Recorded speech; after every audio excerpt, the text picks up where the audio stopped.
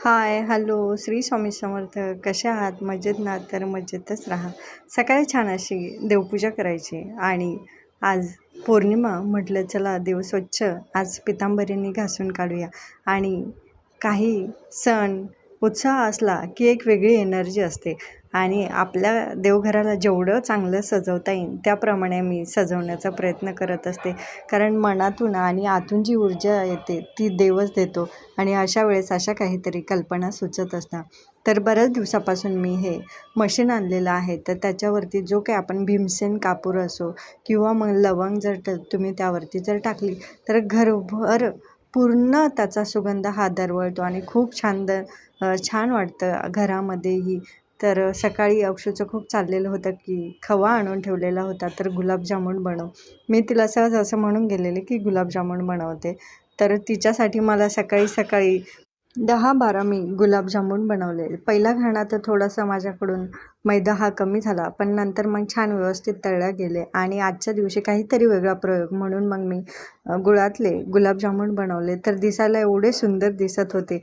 तर घरात जो काही चटणी मिरची जी काही भाजी पोळी जे काही बनवलं जातं ते पहिलं देवाला त्याचा नैवेद्य दाखवला जातो आणि मग घरातील सगळ्यांनी तो प्रसाद म्हणून घेतला जातो किंवा मग तो जो काही नैवेद्य दाखवलेला असतो तो सगळा जेवणामध्ये मिक्स केला जातो आणि मग सगळेजण तो प्रसाद म्हणून हा ग्रहण करत असतात.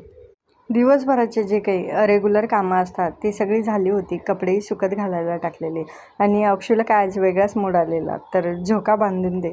एक वेळेस झोक्यातून पडली आज आणि मला या अगोदरही याच झोक्यातून ती पडली होती. तर छान गारवा तयार झालेला होता, आभाळही आलेलं होतं.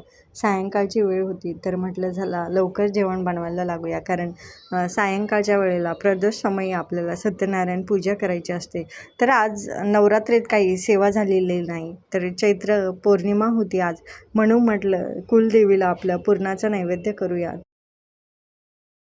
आणि आजच्या दिवशी पुरणाची आपल्याला आरती करायची होती, म्हणून मग साधारण 1 ते 1.5 ग्लास डाळ शिजवायला ठेवलेली आणि एकीकडे साईड बाय साईड आपले अजूनही दुसऱ्या गोष्टी चालत असतात. बायकांचं कसं असतं की एक गोष्ट जरी आपण करत असलो किचनमध्ये तरीही दुसरी गोष्ट आपली अजून एक चालू असते. म्हणजे एका वेळेला आपण 2 ते 3 गोष्टी करण्याचा हा प्रयत्न करत असतो.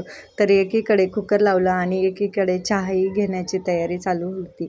तर सायंकाळी चहा वगैरे घेतला आणि सायंकाळच्या वेळेला छान असं जे काही आपलं उंबराचं पूजन झालं आणि दरवाजाला आपण हळदीने आजच्या दिवशी पौर्णिमेच्या दिवशी विशेष म्हणजे जर तुम्ही ओम काढला आणि स्वस्तिक काढलं तर जे काही बाहेरची बाधा असते तर ती बाधा आपली घरात येत नाही, प्रवेश करत नाही आणि हा खूप सुंदर उपाय आहे. नॉर्मली आपली जी घरात आपण हळदी कुंकवाला हळद वापरतो किंवा जेवणात जी काही आपण हळद वापरतो ती इथे तुम्ही हळद ही वापरू शकता. तर इथे पूजा चालू असताना बाहेर छान अशी मांजर सेफ्टी डोअरच्या बाहेरच उभी होती आणि ती सारखी बघत होती की आतमध्ये येण्यासाठी. पण मांजरीची खरं तर मलाही भीती वाटते आणि ती कधीही घरात येत नाही, तर खिडकीतूनच बघत असते. तर एकीकडे छान असं पूजा वगैरे झालेली, एकीकडे साईड बाय साईड कामंही चालू होते. तर पूजा मांडणी ही करून ठेवलेली. म्हटलं सायंकाळच्या अंधार पडायच्या अगोदर पूर्ण तयारी असली की मग फक्त आपल्याला पोथी वाचायचीच राहते. म्हणून मग जे काय आपले घरामध्येच नागवेलीचं विड्याचं छान असा वेल आलेला आहे, तर दर पौर्णिमेला आपल्याला जी काही पानं लागतात ना तर ती घरातूनच आपली निघत असतात. तर त्याच पाटावरती मग मी आपली कुलदेवी जी आहे रेणुका माता, तर तिची इथेच सेवा करायला एकाच जाग्यावरती घेतलं, म्हणजे सत्यनारायण पूजाही होईल आणि आपल्या कुलदेवीची सेवाही होईल. तर जी काही सेवा आता पौर्णिमेला काय सेवा केली जाते तर श्रीसूक्त, सिद्ध कुंजिका स्तोत्राचं पठण किंवा मग तुम्ही दुर्गा सप्तशतीचं पाठही केला तरीही अतिउत्तम.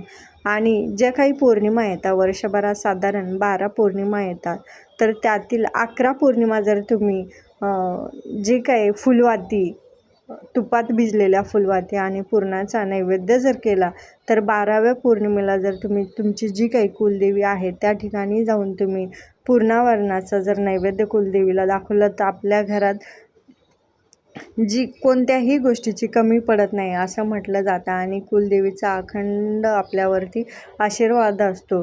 तर तसंच ही सत्यनारायण पूजा पौर्णिमेच्या दिवशी केली जाते.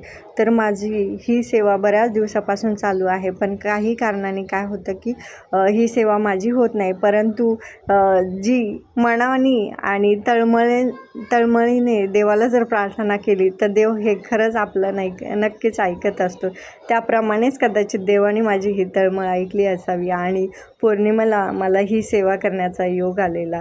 तर छान असे जे काही आपल्या घरात लवंगा होत्या तर त्या साधारण 11 लवंगा घेतल्या आणि श्रीसूक्त पठण केलं. सिद्धकुंजिका स्तोत्राचं छान असं पठण केलं. आज दुर्गा सप्तशती पाठाचं काही झालं नाही, कारण सत्यनारायण पूजेचे 5 अध्याय होते, तर एवढं सगळं काही होणार नाही, कारण घरात लहान मुलंही असतात, त्यांनाही हँडल करायचं असतं. तर जेवढी सेवा मला करता येईल साधी भोळी त्याप्रमाणे मी सेवा केलेली. तर डाळ ही पहिली शिजायला टाकलेली होती, तर छान सुंदर अशी डाळ आपली शिजलेली आहे. आणि त्याचबरोबर याचं जे काही पाणी उरतं तर त्या पाण्यापासूनच आपण छान अशी आमटी बनवतो. म्हणजे त्या आमटीचा चव खूप अतिसुंदर आणि अप्रतिम होते. म्हणून मग मी थोडीशी डाळही जास्तच घालत असते. तर छान असं गूळ आणि थोडीशी साखर मिक्स करून आपलं थोडंसं आसट पुरण बनवायचं. म्हणजे जेव्हा आपण कधी पोळी बनवतो ना, तर ती पोळी असं त्यात पोळीमधलं पुरण हे मोकळं होत नाही, असं त्या पिठाला चिटकून राहतं, तर पोळी खूप सुंदर येते आणि सॉफ्टपणा येतो. तर इथे छान असं सायंकाळच्या वेळेला एकीकडे पुरणाच्या पोळ्याही चालू होत्या आणि नैवेद्यासाठी सत्यनारायण पूजा म्हटलं की शिऱ्याचा थोडा तरी प्रसाद हा बनवावाच लागतो. आणि विशेष म्हणजे हा प्रवास जो काही प्रसाद आपण बनवतो तो घरातल्याच व्यक्तींनी घ्यायचा असतो. घरातल्या इतर व्यक्तींना तो बाहेरच्यांना हा शिऱ्याचा प्रसाद द्यायचा नाही. तर साधा सोपा सिंपल आपलं पुरणाची पोळी, आमटी, भात आणि शिरा प्लस आपलं दूध यासारखा साधा सोपा आपला हा नैवेद्य आजच्या दिवशी बनवलेला. नैवेद्य ठेवला आणि छान असं आधीनी तयारी करून ठेवलेली. फक्त दिवे हे प्रज्वलित करायचे होते. तर जेव्हा आरती करायची तेव्हा दिवे हे प्रज्वलित करूया. आणि त्यासाठी एक मोठं ताट घेतलं, कारण काय होतं की ते छोटं ताट आहे ते लगेच गरम होऊन जातं आणि मग ते आपल्याला ओवाळायला थोडंसं जड जातं, कारण ते खूपच गरम होऊन जातं. तर सुंदर अशी छान आजच्या दिवशी आरत्या झाल्या. खूप प्रसन्न वाटलं. आणि जी काही आपली इच्छा असते ना, की आपण म्हणतो ना की मला ही गोष्ट करायची, आणि ती जेव्हा आपल्याकडून होते किंवा करून घेताना स्वामी, तर तेव्हा त्याचा एक वेगळा आनंद असतो. आणि हे सगळी सेवा स्वामी करून घेत असतात, आपण फक्त निमित्त असतो. परंतु आपण जेव्हा करायला लागतो ना, तर ती आपली एक वेगळी एनर्जी असते. अशा प्रकारे जी काही आजची सेवा झालेली आहे ती स्वामींच्याच कृपेने झालेली आहे. तर ती स्वामींच्या चरणी रुजू करूया. आणि आजचा व्हिडिओ जर तुम्हाला आवडला असेल तर नक्की लाईक, शेअर आणि सबस्क्राईब करा. आणि नवीन अजून एक व्हिडिओमध्ये पुन्हा भेटूया. तोपर्यंत श्री स्वामी समर्थ.